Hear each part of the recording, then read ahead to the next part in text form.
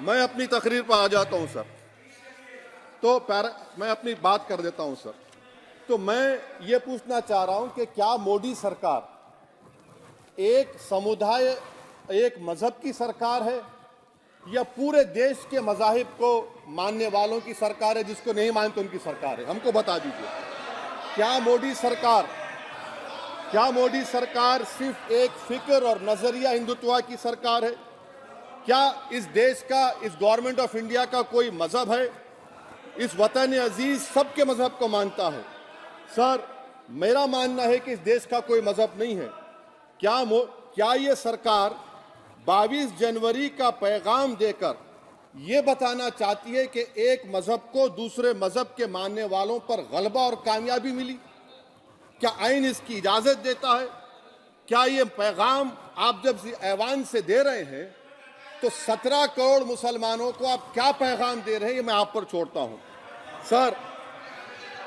49 में धोखा हुआ, 86 में धोखा हुआ, 92 में धोखा हुआ, 2019 और 22 में भी इस ऐवान के जरिए हमको धोखा दिया जा रहा है।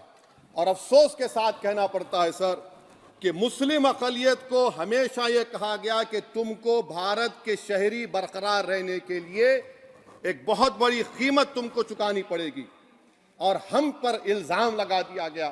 सर, क्या मैं बाबर का स्पोक्स पर्सन हूं? क्या मैं जिना का स्पोक्स पर्सन हूं? क्या मैं औरंगजेब का स्पोक्स पर्सन हूं?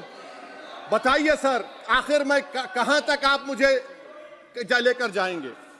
दूसरी बात यह है सर, दूसरी बात यह है कि फिर 6 दिसंबर के बाद देश में फसाद हुआ, नौजवानों को टाडा में डाला गया जो बूढ़े होकर निकले।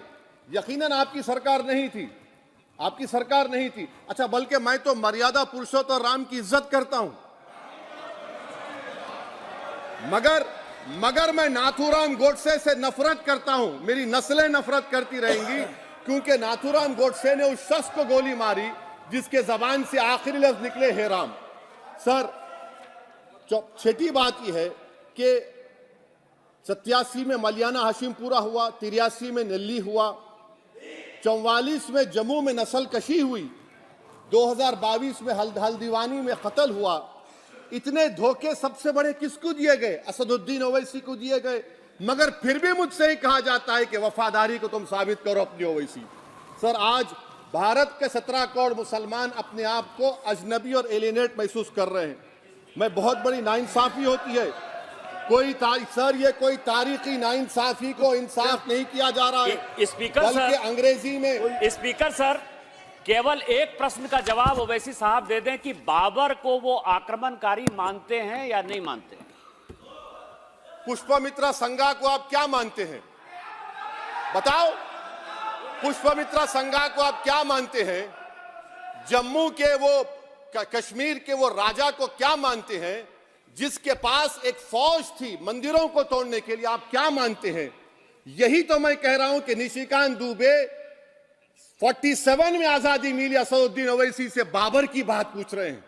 तुम गांधी की बात पूछते, तुम बोस की बात पूछते, तुम जलियांवाला बाग की बात पूछते, तुम काला पानी में जो मुसलमान शहीद हो गए उनकी बात पूछते, मगर बाबर की बात पूछी जाती है।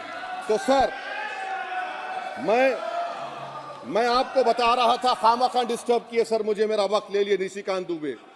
सर, मैं आपसे कह रहा था, मोदी हुकूमत ये पैगाम दे रही है भारत के मुसलमानों को कि जान बचाना है या इंसाफ चाहते हो।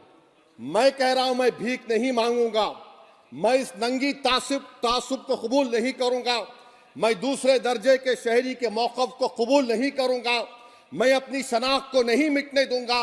अब मैं झूठी और दिल फरेब बातों पर हरगिज भरोसा नहीं करूंगा। मैं वो काम नहीं करूंगा जो बीजेपी और नाम निहाद सेकुलर पार्टियां चाहती हैं। मैं वो काम करूंगा जो आपको पसंद नहीं है, संविधान के दायरे में रहकर। सर, कंक्लूजन में मैं आपको बताना चाहता हूं